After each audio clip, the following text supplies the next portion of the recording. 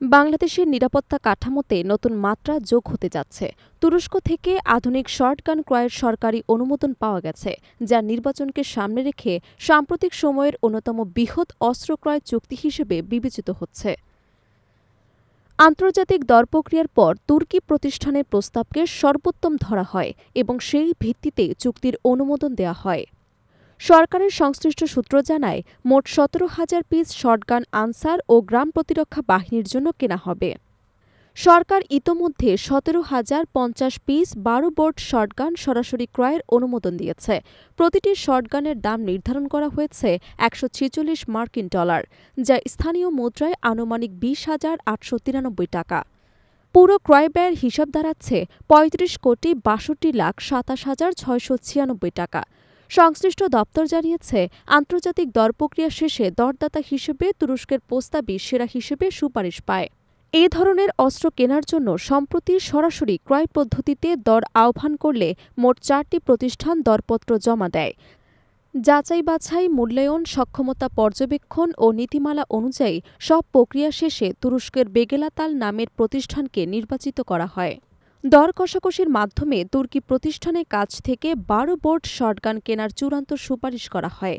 সিদ্ধান্ত অনুযায়ী প্রথম ধাপে ১,৭৫০ পিস শটগান কেনা হবে, যেগুলোর মোট ব্যয় ধরা হয়েছে প্রায় ৩৫,৬২,০০,০০০ টাকা।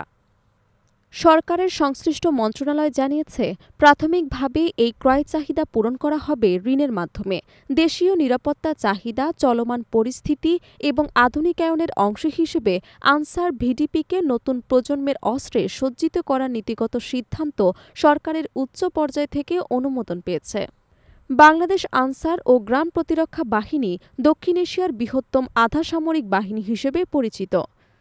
সারা দেশের নিরাপত্তা কার্যক্রমে গুরুত্বপূর্ণ ভূমিকা রাখার পাশাপাশি নির্বাচন, দুর্যোগ পরিস্থিতি, সন্ত্রাসবিরোধী প্রচেষ্টা এবং রাষ্ট্রীয় দায়িত্বে তারা সামনের সারিতে থাকে।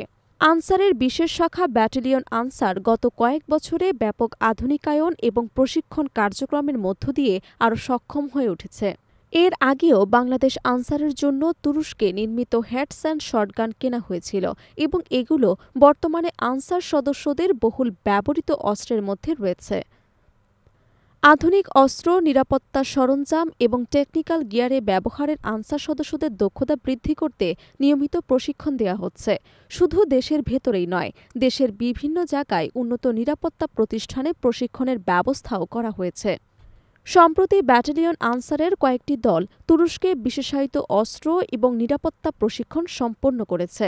এই প্রশিক্ষণগুলো মূলত কৌশলগত অভিযান, আধুনিক অস্ত্র পরিচালনা, জননিরাপত্তা ব্যবস্থা এবং বিশেষ পরিস্থিতিতে দ্রুত প্রতিক্রিয়ার সক্ষমতা বাড়ানোর জন্য দেয়া হয়েছে। সংশ্লিষ্টরা মনে করছেন, তুরস্ক থেকে নতুন এই অস্ত্র সংগ্রহ আনসার বাহিনীকে আরও কার্যকর করবে এবং নিরাপত্তা পরিস্থিতিতে তাদের ভূমিকা আরও সুদৃঢ় হবে। একই সঙ্গে এটি বাংলাদেশ এবং তুরস্কের প্রতিরক্ষা সহযোগিতার সম্পর্কে আরও গভীর করবে। নির্বাচনকে সামনে রেখে নিরাপত্তা বাহিনীকে আরও সজ্জিত ও প্রস্তুত রাখার সরকারি উদ্যোগের অংশ হিসেবে এই অস্ত্র সংগ্রহকে দেখা হচ্ছে। সাম্প্রতিক বছরগুলোতে তুরস্কের সঙ্গে বাংলাদেশের প্রতিরক্ষা প্রতিযোগিতা দ্রুত বৃদ্ধি পেয়েছে। ড্রোন, সাজোয়াযান, প্রশিক্ষণ সহ বিভিন্ন সেক্টরে দেশটি বাংলাদেশের অন্যতম গুরুত্বপূর্ণ অংশীদার হিসেবে উঠে এসেছে। সরকার আশা করছে, নতুন শটগানগুলো মাঠ পর্যায়ে নিরাপত্তা কার্যক্রমে আনসার সদস্যদের দক্ষতা এবং সক্ষমতা বাড়াবে। বিশেষ করে গ্রাম অঞ্চলে আইনশৃঙ্খলা রক্ষা, নির্বাচনকালীন নিরাপত্তা এবং বিশেষ অভিযানে এর ব্যবহার কার্যকর অবদান রাখবে বলে ধারণা করা হচ্ছে।